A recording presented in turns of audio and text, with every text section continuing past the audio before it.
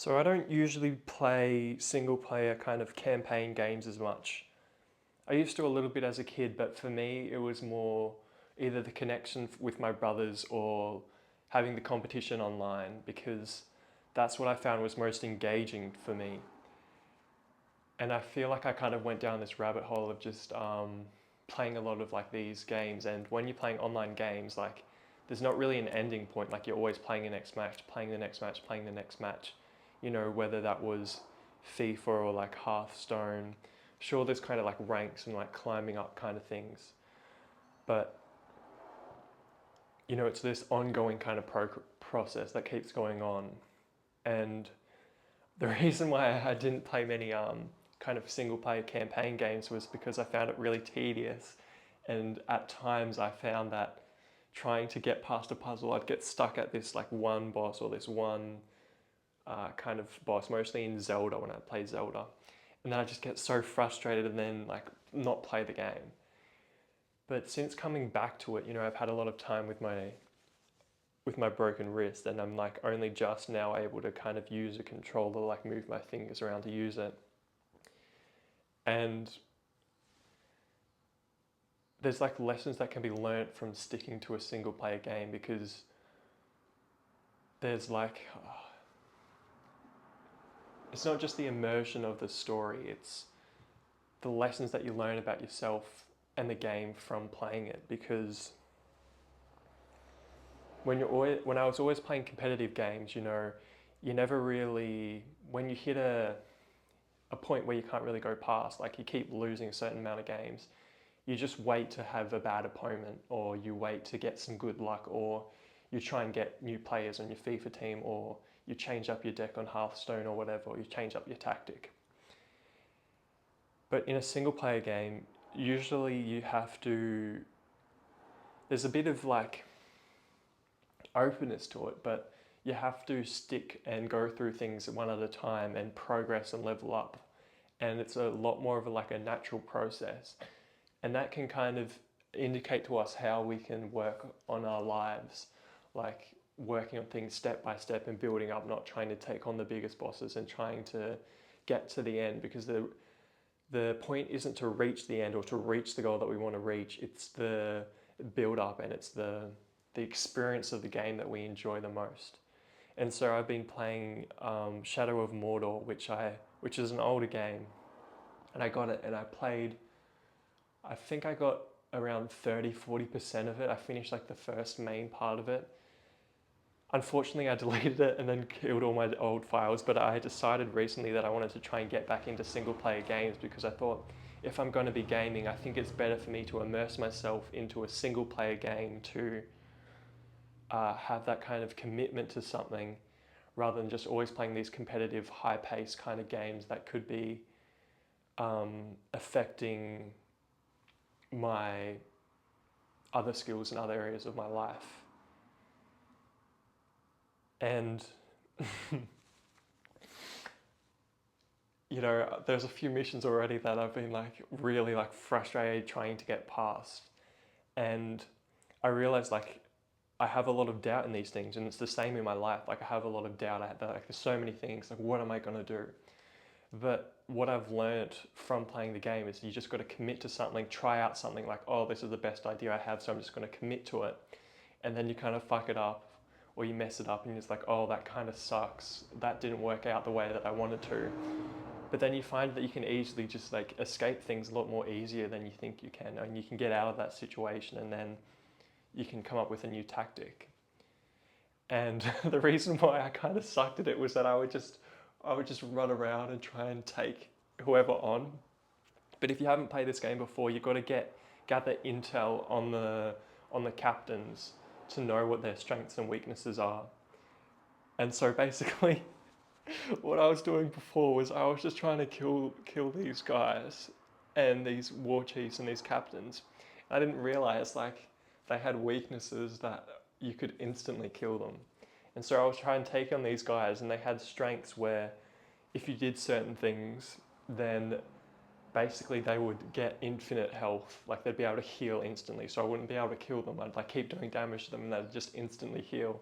And so eventually I would just keep dying. And so then you know, kind of got fed up with the game and stopped playing it. And so it's taught me to stick to things, to be more decisive with things, and to be more creative and not give up when there's the first sign of resistance. Because often when there's resistance for me in my life, I will back off, and I will not go with that through with that thing as much. Whereas playing these single player games and trying to get through it, you know, you realize like there's a point that you have to keep going. You know, there's a way to beat this, and you've got to keep going, and that can be kind of applied into our lives. And also, I wanted to state this earlier at the start, but you know, probably at the moment, the way that I'm playing video games is probably not the most productive or best way to be doing it. Like, since I've been getting up at really random times to watch the soccer, which is on the other side of the world, because I follow the Premier League. If you didn't see, I had an Everton jacket on one of my other videos. That's the team that I go for. And basically, my circadian rhythm kind of changed, and now I can stay up late, which was never the case before. So I've been basically gaming till late hours and then waking up kind of late as well, which is really weird for me. But, you know, like, I'm just trying to be a little bit compassionate with my broken wrist situation. But also there is kind of like that feeling that I should be doing more things, that I should be like at least going on more walks and, you know, eating more, because I really haven't had much of an appetite at all, and I haven't really been eating, which has been a problem for me for a while. But I think especially since I'm not doing as much activity, I don't feel that hungry, because when I do activity, that's when I kind of get a bit hungry and I feel like I need to eat more food to fuel myself. And, you know, maybe some of my negative experiences and bad emotions have been a cause of not having enough nutrition or whatever, or having like a weird sleep cycle, and probably playing a bit too much video games, to be honest, because my connection to them hasn't been healthy. But that doesn't mean that it can't be healthy. Like, some of the best times in my life have been where this is how I love to spend my birthdays. It's just do a workout, go out and have a kick of the soccer ball, just me by myself, just kicking at the goals and just dribbling around, having fun. And then coming back, having something to eat, maybe doing some music. If I feel like writing a song, write a song. I write so many songs on my birthdays because that's how I want to spend my day. That's how my ideal day would go. And then in the afternoon, I just play a couple hours of video games before going to bed. And then maybe like I read before going to bed or something, which is a bit nicer than just playing video games and going straight to bed. But that's the time when I feel the best, and that's like a healthy way for me to engage with video games. And sure, I'm not in the best situation, and I guess I'm just trying to milk it and use it as an excuse to play more video games. But anyway, I'm hoping that we'll just see how this goes after my wrist. And yeah, I just wanted to kind of make this video to kind of delve a bit more into the philosophy behind the video games, rather than judging them or talking about the effects of them, because, you know, they can have good effects as well as bad effects. And it's just the way that you use them, because a lot of people seem to engage with them, and some people like me feel really guilty and shameful for playing these video games, especially because of the social stigma. So yeah, I just wanted to kind of create a video touching on that, since that's a topic in my life at the moment. And as I said before in one of my last videos, that I think it's important to be honest and to express ourselves and our ideas in that moment. Like, this is kind of like my digital diary, my digital journal, to kind of share stuff with people. So thank you for watching. And I've been using this on here because I felt like it was a bit distracting for me to hold it at times. And maybe this seems a little bit more natural, like I can gesture a bit more with my hands, but hopefully the volume and stuff is okay and it's not too distracting versus holding this up there. But I just need a better jacket to kind of hold this up here, which, you know, like, this is just a random topic that I'm going on, but this is just like a bonus if you want to stay and watch it. Maybe I could turn this into a short. Now I'm trying to word it right so that I can fit it into 1 minute for a short. That's the thing about shorts, is now I'm like conscious of them because it brings in more people. But what was I talking about? Oh yeah, my clothes. I found that I was trying to wear these, I wanted like a uniform, these same clothes that I could wear every day and feel good in and not have to worry about what to choose. And that came from wanting to be really disciplined and, you know, trying to keep my life all in this strict kind of structure, you know, like I was shaving my head every day and I wanted to fit into this strict structure.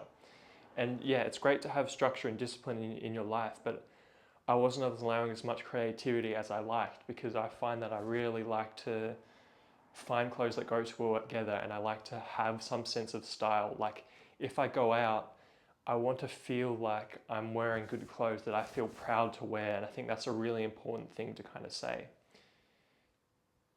and to do, because that's kind of an honest opinion to myself, to say like, oh, I enjoy doing this thing, so I should allow it. Like in certain areas, like yes, it's nice to have a smaller wardrobe and to have less clothes and not have to worry about what to wear. But if I have this kind of rotation of clothes that I can wear and mix and match, then it makes me feel more confident in my appearance and more likely to go out and feel comfortable in going out. But the main thing with me is just having to have so many different clothes. Like there's clothes for soccer, there's clothes for working out, there's clothes that I like to look good in, but then they're not the best to move around in. And then there's like the image of me being on this camera or me being a musician, that kind of thing. So anyway, that was just like a random kind of bonus. So thank you for watching and I'll see you in the next video.